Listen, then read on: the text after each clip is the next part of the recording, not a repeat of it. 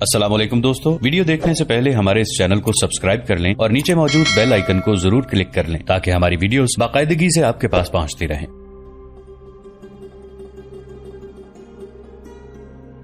बुलाओ उन्हें, साद रजी अल्लाह अन्हु ने जोश में आकर उठते हुए कहा। उन्हें फौरन लाओ। साद रजी अल्लाह अन्हु जज्बे के जोश में उठे थे, मगर दर्द की ऐसी टीस उठी कि बिस्तर पर ऊंधे मुंह गिरे। वो यहीं आ रहे हैं, सलमा ने कहा। आप क्यों उठने की कोशिश कर रहे हैं? अस्सलामु अलैकुम सिपहसालार, ये कैका की आवाज थी। खुदा की कसम, हमारे कपड़े जिस खून से लाल हैं, ये खून हमारा नहीं। देखें, सूरज के पुजारियों का खून देखें। कैका के साथ तुलैहा और हम्माल थे और उनके साथ कायम मुकाम सिपहसालार खालिद बिन अरतफा थे। उन्होंने साद रजी अल्लाह अन्हु बिन अबी वकास को तफसील से बताया कि दुश्मन का एक दस्ता आ रहा था जिसे घात लगाकर खत्म कर दिया गया है। खुदा की कसम, साद रजी अल्लाह अन्हु ने कहा, आने वाली नस्लें और उनके बाद आने वाली नस्लें तुम्हें याद करेंगी। और क्या तुम नहीं समझते कि यह अल्लाह का इशारा है कि फतह हमारी होगी? लेकिन हमें आराम नहीं करना चाहिए सिपहसालार, तुलैहा ने कहा। दुश्मन के शबखून का मतलब यह है कि वो जंग को फैसला कुन मरहले में ले जाना चाहता है। वो चाहता है या नहीं? कैका ने कहा, हम चाहते हैं कल जंग का फैसला हो जाए। मुजाहिदीन की जिस्मानी हालत ऐसी हो गई है कि उनमें ईमान की कुव्वत ना होती तो उनमें कोई एक भी ऐसा नहीं जो पांव पर खड़ा रह सके। अल्लाह उन्हीं के साथ होता है जिनका ईमान मजबूत हो, साद रजी अल्लाह अन्हु ने कहा।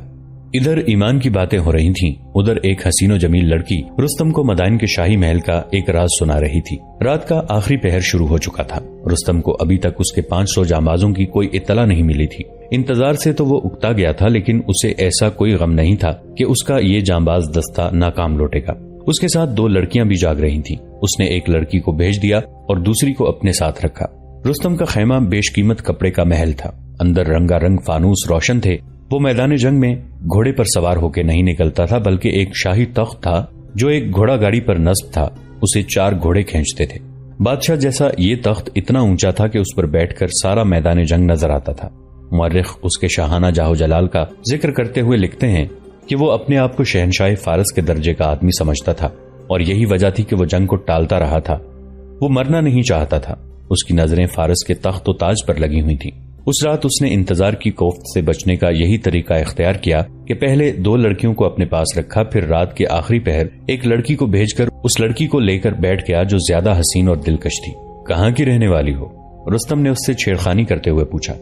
मदाइन, लड़की ने जवाब दिया। तुम्हारी कोई बहन नहीं है? एक है, लड़की ने जवाब दिया। मुझसे 2 साल बड़ी है। उसकी तो शादी हो चुकी होगी। नहीं, लड़की ने कहा, वो शाह फारस यज़दगर्द के पास है। मुझसे ज्यादा खूबसूरत है और बहुत होशियार और अक्लमंद है। रुस्तम ने उसके साथ बच्चों की सी बातें शुरू कर दी। आपको एक बात बताऊं? लड़की ने कहा। मेरी बहन शाह फारस यज़दगर्द की बड़े मजे की बातें सुनाती है। मेरी बहन को शाह फारस की माँ नौरीन ने पसंद किया था और मेरे बाप को सोना और 2 बहुत ही कीमती हीरे देकर अपने साथ ले गई और अपने बादशाह बेटे के हवाले कर दिया था। मैं अभी घर में ही थी। मेरी बहन बड़ी शानदार बग्गी पर दूसरे तीसरे दिन कुछ देर के लिए घर आया करती और बातें सुनाया करती थी। उसे शाह फारस की माँ ने कहा था कि मेरा बेटा महाज पर जाने की बातें करता रहता है और मैं नहीं चाहती कि वो मैदान जंग में जाए। ये मेरा एक ही बेटा है और मैंने इसे छुपा छुपा कर पाला और जवान किया है। मैं इसे एक मजबूरी के तहत मदाइन लाई थी। मुझे फारस की शहनशाही से ज्यादा अपना बेटा अजीज है, लेकिन बेटे को फारस की सल्तनत और फारस के वकार के साथ इतनी दिलचस्पी पैदा हो गई है कि उसके लिए जान तक देने को तैयार रहता है। शहनशाह की माँ ने मेरी बहन से कह रखा है कि ये नौजवान है और तुम इतनी ज्यादा हसीन हो, इसकी नौजवानी को अपने हुस्न की जंजीरों में जकड़ सकती हो। इस पर अपना नशा तारी किए रखो और शराब इतनी ज्यादा पिलाती रहो कि ये नशे में रहे। लड़ने वाले लड़ रहे हैं। मुसलमान बड़े वहशी और जाबिर कौम है। उन्होंने हर मैदान में हमारी फौज को शिकस्त दी है और इतनी कत्लो गारत की है कि फारस के लिए नई फौज बनानी पड़ेगी। अगर हमारी फौज ने शिकस्त ही खानी है तो मेरा बेटा शिकस्त को फतह में तो नहीं बदल सकता। मेरी बहन बड़ी होशियार लड़की है। उसने शाह फारस को अपने असर में ले लिया, लेकिन फारस की मोहब्बत और मुसलमानों की दुश्मनी उसे नशे में भी याद रहती थी और वो कहता था कि ना मुझे रुस्तम पर भरोसा है ना किसी और जर्नैल पर। ये उन दिनों की बातें हैं जब अब कादसिया नहीं आए थे। उसकी माँ बहुत परेशान थी। आखिर माँ कहीं से एक सफूफ लेकर आ गई और मेरी बहन को दिया कि जब कभी यज़दगर्द मैदान जंग में जाने का इरादा करे, इस सफूफ की चुटकी शराब में मिलाकर उसे पिला दिया करे। मुझे जिस रोज आपके पास भेजा गया उससे 2 रोज पहले मेरी बहन घर आई थी। उसने बताया कि यज़दगर्द को जब ये सफूफ पिलाया जाता है तो वो मदहोश नहीं होता बल्कि और ज्यादा बेदार हो जाता है, लेकिन मैदान जंग को भूल जाता है ہنستا کھیلتا ہے اور بالکل پتہ نہیں چلتا کہ اس پر کسی نشے کا اثر ہے۔ اب معلوم نہیں اس کی کیا حالت ہے۔ آپ مجھ سے ناراض تو نہیں ہو جائیں گے؟ میں نے شاہ فارس کی شان میں گستاخی کی ہے۔ رستم ہنس پڑا۔ اس کا چہرہ بتا رہا تھا کہ وہ ناراض نہیں بلکہ راز کی یہ بات سن کر خوش ہوا ہے۔ وہ ناراض ہوا ہوتا تو وہ لڑکی کے سوال کے جواب میں ہنس نہ پڑتا۔ اسی وقت قاصد کو پیغام دے کر مدائن بھیج دیا کہ فلاں لڑکی کو گرفتار کر لیا جائے، کیونکہ وہ شاہ فارس کی ماں کے ایما پر اسے کوئی خطرناک نشہ آور دوائی پلا رہی ہے۔ تاریخ نویسوں کی تحریروں سے صاف پتہ ملتا ہے کہ رستم دل میں اقتدار کی ہوس لیے ہوئے تھا۔ پہلے بھی ہم ذکر کر چکے ہیں کہ پوران ملکہ فارس بنی تو اس نے رستم کو وزیر جنگ بنا کر تمام کاروبار سلطنت اس کے حوالے کر دیا تھا۔ رستم کا یہ دعویٰ تھا کہ وہ علم نجوم میں مہارت رکھتا ہے۔ اس نے پیشن گوئی کی تھی کہ سلطنت فارس کا انجام اچھا نہ ہوگا۔ کسی نے اس سے پوچھا کہ اسے معلوم ہے کہ سلطنت کا انجام اچھا نہیں ہوگا تو اس سلطنت کی ذمہ داریاں کیوں قبول کرنی ہیں؟ اس نے جواب دیا تھا کہ اقتدار کی ہوس اور حکومت کے لالچ میں۔ اس نے ہنس کر لڑکی کو اپنے ساتھ لگا لیا۔ عین اسی وقت اسے خیمے سے باہر کھڑے چوبدار کی آواز سنائی دی۔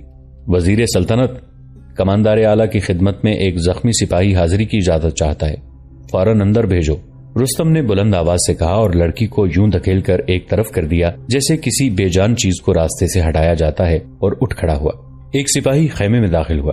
اس کے کپڑے خون سے لال تھے، اس کے ایک گال سے بھی خون بہ رہا تھا۔ اس کے جسم پر نہ جانے کتنے زخم تھے۔ وہ خیمے میں آ کر یوں زمین پر بیٹھ گیا جیسے گر پڑا ہو۔ اس کا منہ کھلا ہوا تھا اور وہ ہانپ رہا تھا۔ بولو کیا ہوا ہے؟ رستم نے کہا۔ پانی، زخمی نے کراہتی ہوئی آواز میں کہا۔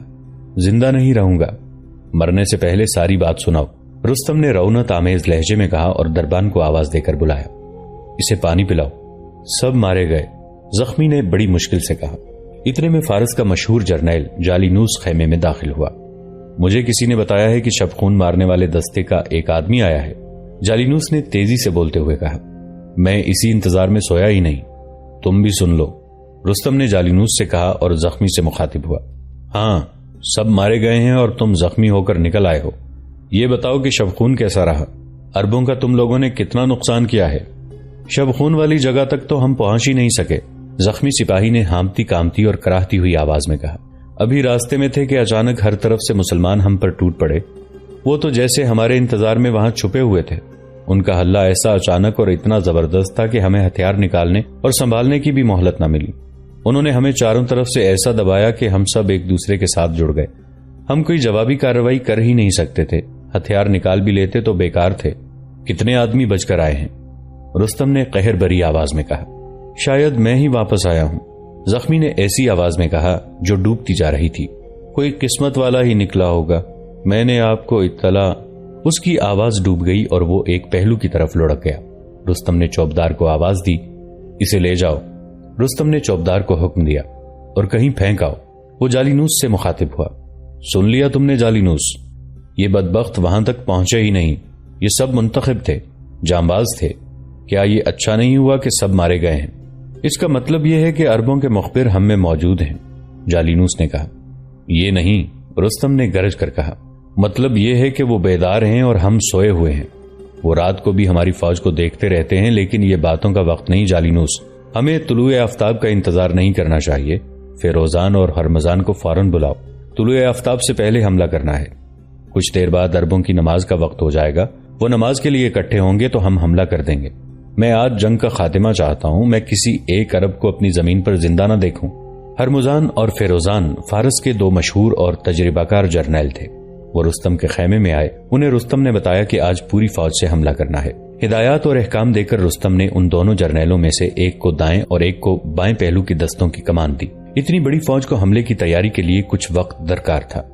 گھوڑوں کو تیار کرنا تھا، دستوں کو ترتیب میں کھڑا کرنا تھا۔ تیاری کا حکم دے دیا گیا۔ خیمہ گاہ میں ہنگامہ بپا ہو گیا۔ مسلمانوں نے اپنے سنتری مقرر کر رکھے تھے جو رات بھر دشمن کے کیمپ پر چھپ چھپ کر نظر رکھتے تھے۔ اس رات پچھلے پہر کا چاند تھا۔ چاندنی بڑی شفاف تھی۔ چاندنی نہ ہوتی تو بھی سنتری فارسیوں کے کیمپ میں ہنگامے اور بھاگ دوڑ سے سمجھ جاتے کہ فوج تیار ہو رہی ہے۔ ایک سنتری دوڑا گیا اور اپنے قبیلے کے سردار کو بتایا جو میدان جنگ میں اس کا کمانڈر تھا۔ اس طرح یہ اطلاع قائم مقام سپہسالار خالد بن ارطفہ تک پہنچی۔ انہوں نے خود آگے جا کر دیکھا اور واپس آ کر سعد رضی اللہ عنہ بن ابی وقاص کو بتایا۔ اس وقت ایک مجاہد نے فجر کی اذان دی۔ ابن ارطفہ سعد رضی اللہ عنہ نے کہا، اگر میرا دماغ ساتھ چھوڑ نہیں گیا تو آج فارسی اوچھی چال چل رہے ہیں۔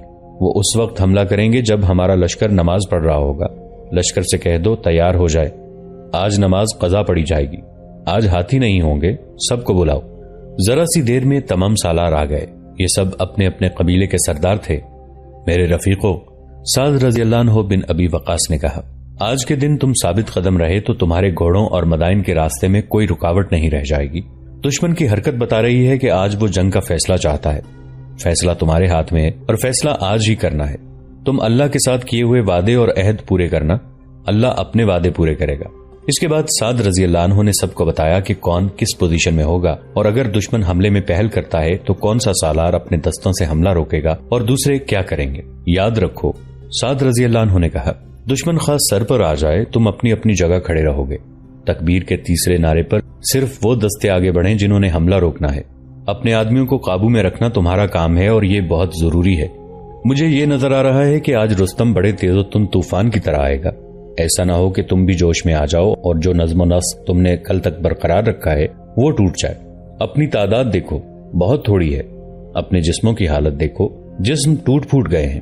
اگر مجاہدین مشتعل ہو کر جوش میں آ گئے تو یاد رکھو دشمن کی اتنی بڑی فوج میں گم ہو جاؤ گے۔ میں دیکھتا رہوں گا۔ رستم نے پوری کوشش کی تھی کہ صبح طلوع ہونے سے پہلے اس وقت حملہ کرے جب مجاہدین نماز باجماعت پڑھ رہے ہوں۔ اس نے اپنے کیمپ میں بہت شور شرابہ کیا تھا کہ فوج بر وقت تیار ہو کر حملے کی ترتیب میں آ جائے۔